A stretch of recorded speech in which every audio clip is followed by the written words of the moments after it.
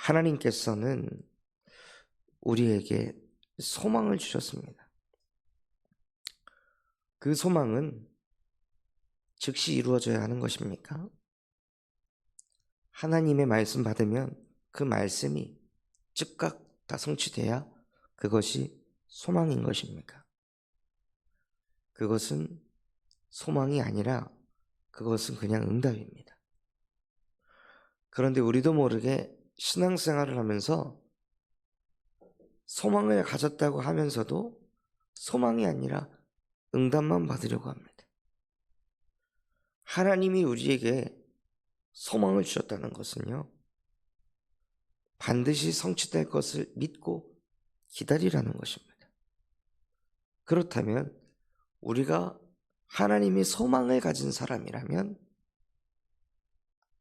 기다릴 수 있어야 합니다. 그 기다림이 시달림이 아니라 그 기다림이 설레임이 되고 그 기다림이 감사가 되고 그 기다림이 은혜가 된다면 그 사람은 하나님의 소망을 가진 사람입니다. 그런데 하나님의 소망을 갖지 않고 말씀 받고 나름 기다린다고 하는데 그 기다림이 초조하고 불안하고 두렵다면 그 사람은 하나님의 소망을 갖지 않은 사람입니다. 그 사람은 응답을 받고 싶어하는 사람이지 하나님의 소망을 붙잡은 사람이 아닙니다. 그래서 하나님께서 우리에게 소망, 그 소망을 무엇으로 주셨냐? 창세기 3장 15절로 인류에게 소망을 주신 것입니다. 여자의 후손이 와서 뱀의 머리를 상하게 할 것이다 하고 하나님께서 사람에게 첫 번째 소망을 주셨습니다. 그래서 그 소망의 말씀을 붙잡고 살아갈 때 하나님이 그 사람을 보실 때 너는 나의 소망이구나. 정말 나의 말을 알아듣는 자가 있구나. 하나님께서 즉각 즉시가 아니라 멀리 보시고 여자의 후손을 보내시겠다고 약속하셨는데 많은 사람들이 그 약속을 붙잡았다가 현실 문제에 부딪히면 그 약속을 놓아버립니다. 그 소망을 잃어버립니다. 정말 중요한 때가요, 하나님께서 우리의 마음에 소망을 담게 하셨는데 내 현실이, 내 상황이 그거하고 맞지 않을 때입니다. 그때가 그 소망의 능력이 나타낼 때입니다. 성경에서 복음에 대해 뭐라고 말씀하셨습니까? 믿음, 소망, 사랑. 복음을 그렇게 표현하셨습니다. 복음을 가졌다면 믿음이 있어야 하고 소망이 있어야 하고 사랑이 있어야 합니다. 그렇다면 내 현실이, 내 상황이 지금 하나님이 내 가슴 속에 담게 하신 소망과 맞지 않다고 느껴지는 그때 그 소망을 붙잡는다면요, 하나님께서 만군의 여호와의 열심으로 그 소망을 이루어 가십니다. 그때가 바로 하나님이 우리를 테스트하는 시간입니다. 과연 나를 믿는가? 과연 나를 정말로 소망이라 여기고 과연 세상의 소망이 아닌 하나님의 말씀을 소망으로 붙들고 사는가? 그것을 테스트하는 시간입니다. 누구처럼요? 아브라함처럼. 하나님께서 아브라함에게 100년을 기다려서 자식을 얻게 했습니다. 100년이라는 시간 동안 소망을 갖게 하시고 그 소망이 이루어졌는데요. 그때 하나님이 네가 사랑하는 독자 아들 이삭을 바치라고 했습니다. 왜 그렇게 하셨겠습니까? 뭐가 안 맞잖아요. 하나님께서 너의 자녀가 하늘에 빛나는 별과 같이 많게 될 것이다 말씀하셨는데 이제 한 명 주셔놓고 그 한 명을 바치라고 하니 뭐가 안 맞잖아요. 하나님이 주신 소망의 말씀과 안 맞는 거예요, 현실이. 그럼에도 불구하고 아브라함은 100년 만에 얻은 그 사랑하는 독자 이삭을 하나님께 번제로 드립니다. 그때 하나님께서 아브라함에게 뭐라고 말씀하셨습니까?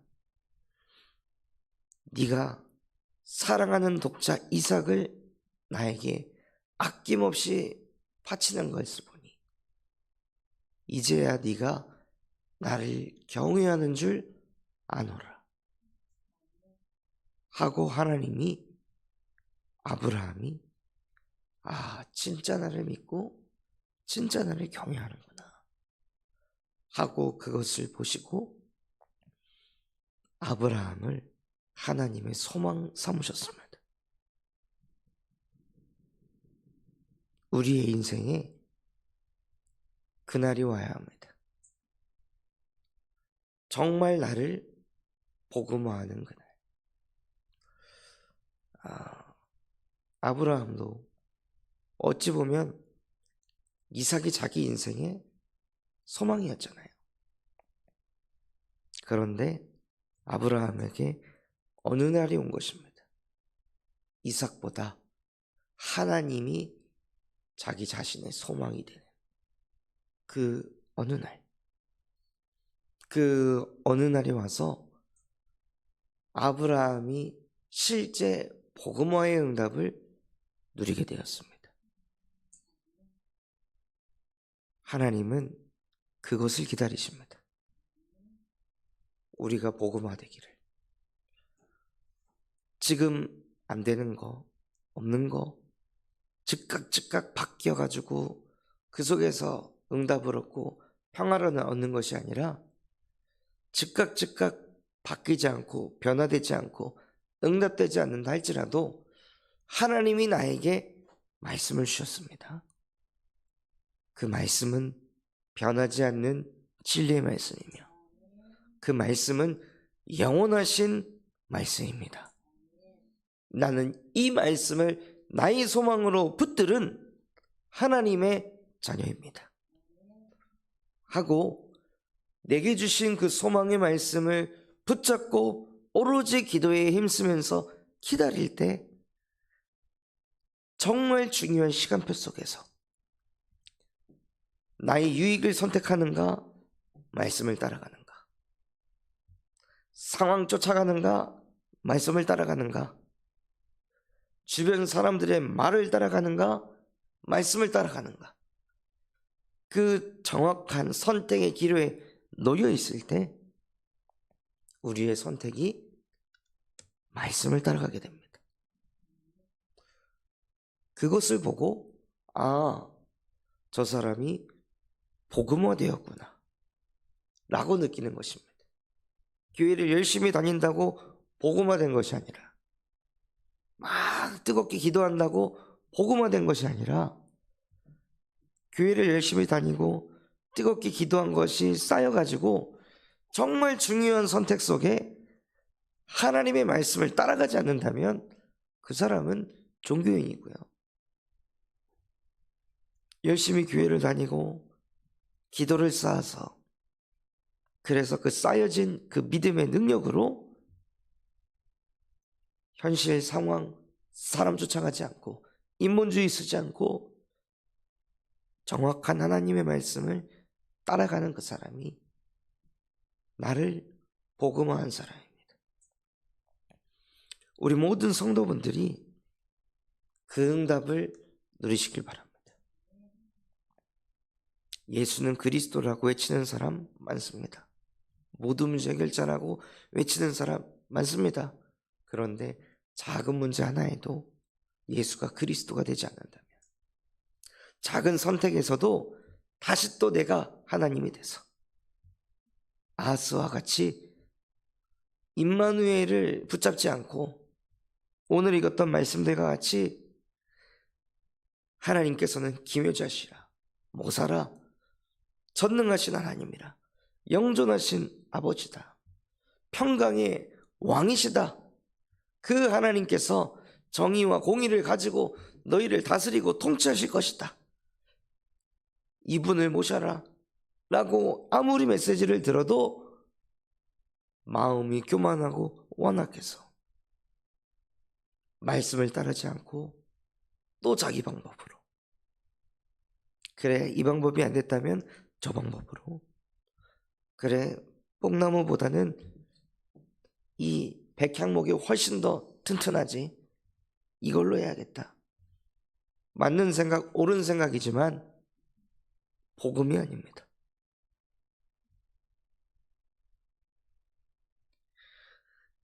이스라엘 백성의 목적이 벽돌을 세우는 것이 목적이 되니까 문제가 되는 것입니다. 무너지지 않는 뭔가를 만들려고 하니까 그게 문제가 되는 것입니다. 원래 인간은 하나님을 영화롭게 하는 것이 인간의 목적입니다.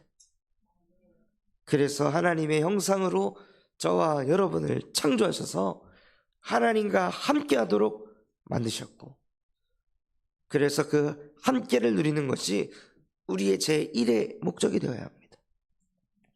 말씀을 따라가서 손해를 봐야 한다면 손해를 봐야 합니다.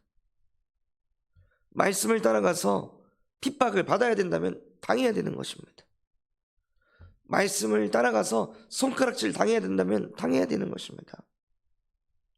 너희가 내 이름 때문에 핍박을 받는다면 너희에게 상이 있으리라, 복이 있으리라 라고 성경에는 기록되어 있습니다. 그런데 우리는 무엇을 선택합니까? 유익을, 성공을, 사람들의 인정을 쫓아가지 않습니까? 정말로 하나님이 나의 소망 되시면, 정말로 그 소망, 여자의 후손이 와서 뱀의 머리를 상하게 할 것이다, 말씀하신 그 말씀이 나의 소망으로 굳게 붙잡힐 때 나를 복음화할 수 있도록 기다릴 수 있습니다.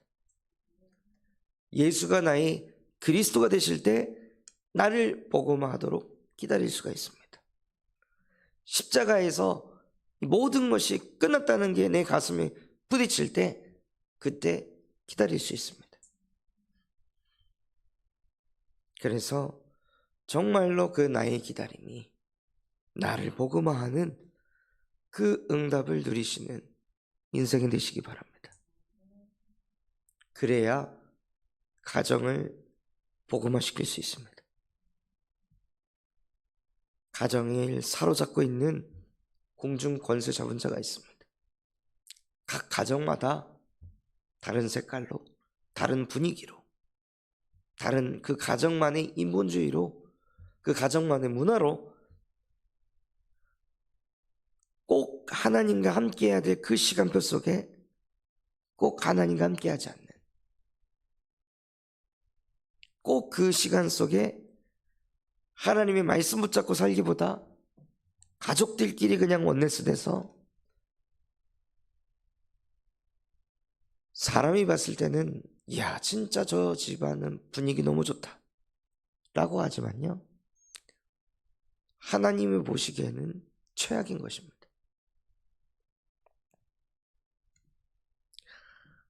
아나니아하고 삽비라가 사도행전에 나온 그 아나니아 삽비라가 왜 망했습니까? 부부지간에 너무 좋은 거예요. 너무 잘 통하는데 그 잘 통하는 게 하나님과 방향을 맞춘 것이 아니라 물질적으로 방향을 맞췄습니다. 그래서 그 가정이 무너졌습니다. 롯의 가정도 가족끼리 너무 잘 통했습니다. 그러다 소돔과 고모라가 멸망당할 때 뒤돌아보지 말라는 그 하나님의 말씀을 또 놓치고 가정이 무너졌습니다. 한 사람만이라도 복음화가 되어 있으면요, 가정의 흐름을 바꿉니다. 그런데 그 흐름을 바꿀 때 싸워야 되는 싸움이 있는데 그게 싫어서, 그게 힘들다고 많은 사람들이 포기하고 갑니다. 여기서 말하는 싸움은 복음화가 되지 않은 그 가족 구성원과 말싸움을 하라는 것이 아닙니다. 영적 싸움을 하라는 것입니다. 우리의 씨름은 혈과 육에 속하지 않고 우리의 싸움의 대상은 공중 권세 잡은 자, 이 세상 통치자, 악의 영들입니다. 우리 가정을 사로잡고 있는 그 악의 영들, 예수 그리스도 이름으로 멸하여 주시옵소서. 내 안에 그리스도의 복음이 빛의 능력으로 충만히 역사하여 주사 그냥 내가 가정을 밟기만 해도, 나의 존재가 가정에 있기만 해도 가정에 오랫동안 내려오는 그 영적인 문제와 인본주의와 그 흑암의 세력들이 무릎 꿇게 하옵소서. 그게 진짜 가정을 복음화시키는 가장 빠른 길입니다. 요셉이 누구와 싸웠습니까? 요셉의 존재가 있으니까 가정의 가문이 복음화된 것입니다. 요셉이 먼저 복음화의 축복을 누리고 복음화가 되니 가정 안에서 생각이 다른 겁니다. 선택하는 게 다른 겁니다. 그런데 그 선택하고 생각하는 것이 요셉이 본인이 복음을 깨달았다고 어떤 우월감에 사로잡혀가지고 그 형들을 무시하는 것이 아니라 복음을 깨달으니 더 그 형들을 살리는 생각을 하는 거예요. 나중에는 요셉이 무엇합니까? 그 형들의 수준을 보고 눈물을 흘립니다. 아직까지도 자기 안위만 걱정하는 그 형들을 보고 눈물을 흘립니다. 그게 가문을 복음화하는 사람이 가지고 있는 가슴입니다. 아, 복음 못 깨달아가지고 늘 지밖에 모르는구나, 또 인본주의 쓰는구나 정죄하고 판단하는 것이 아니라요, 요셉은 눈물을 흘렸습니다. 하나님, 언제까지 저렇게 살아야 되겠습니까? 나에게 주신 복음 내게만 주신 거 아니지 않습니까? 정말로 내게 주신 그 여자의 후손 예수 그리스도의 복음이 나의 복음에서 끝나는 것이 아니라 정말로 우리 가정, 가문을 살리는 능력의 복음 되게 하여 주시옵소서 하고 분명히 요셉은 하나님 앞에 부르짖었을 것입니다. 그때 가정을 사로잡고 있는 흑암이 무너지며 그거 하면서 가정 생활 속에서는 늘 가정을 살리는 말을, 가정에게 힘을 주는 말을, 그것을 계속 비출 때요 가정이 복음화에 가십니다. 그래서 그 응답들을 가지고 우리가 현장에 갈 때 하나님께서는 그 현장 또한도 복음화 해가십니다. 이것을 내가 하는 것이 아니라 오늘 말씀 주신 것처럼 만군의 여호와의 열심히 일을 이루십니다. 그러니 우리는 무엇합니까? 나는 기다리며 그를 바라보리라. 이게 우리의 신앙이 되어야 합니다. 조급하다고, 내가 답답하다고 내 열심으로 복음화하려고 하면요, 더 늦어집니다.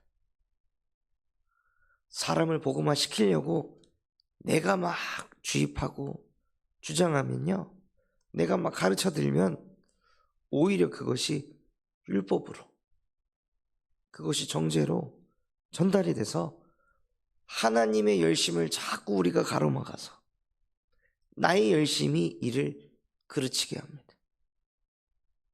그래서 하나님, 나는 기다리겠습니다. 당신의 열심을 보도록.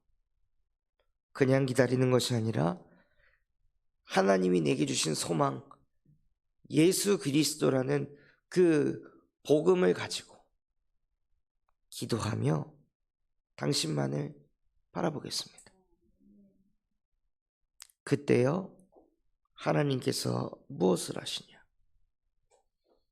그 정서와 평강의 더함이 무궁하며 또 다윗의 왕자와 그의 나라에 군림하여 그 나라를 굳게 세우고 지금 이후로 영원히 정의와 공의로 그것을 보존하실 것이라.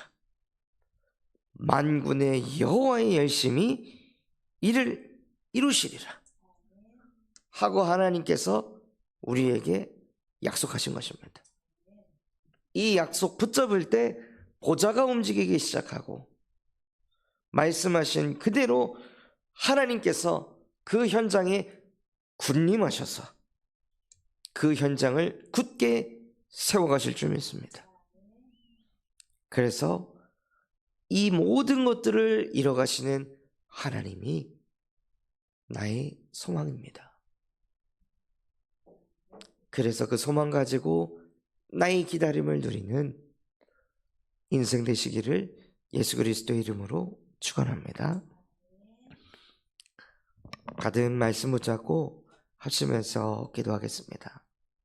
하나님, 정말로 오늘 우리에게 말씀 주신 그대로 하나님이 나에게 소망을 주셨다면, 정말 그 소망이 나의 것이라면 중요한 선택의 순간에, 중요한 시간표 속에서 사람을 쫓아가고 상황 현실을 따라가고 내 감정을 쫓아가는 것이 아니라 그때 하나님이 내 가슴에 담게 하신 소망을 따라가며 실제 나를 복음화하는 그 응답을 누리게 하여 주시옵소서. 그래서 그 응답 가진 우리가 가정으로 돌아갈 때, 현장에 있을 때 그 모든 현장을 하나님께서 복음화해 나가는 것을 보게 하여 주시옵소서. 우리 군산 참소망교회가 금토일 시대를 열고 세 가지 뜰이 세워지게 하시며 청년 전도 운동이 일어나고 8번째 렘넌트를 세우는 렘넌트 시스템과 성경적 다락방 전도 운동이 일어나게 하여 주시옵소서.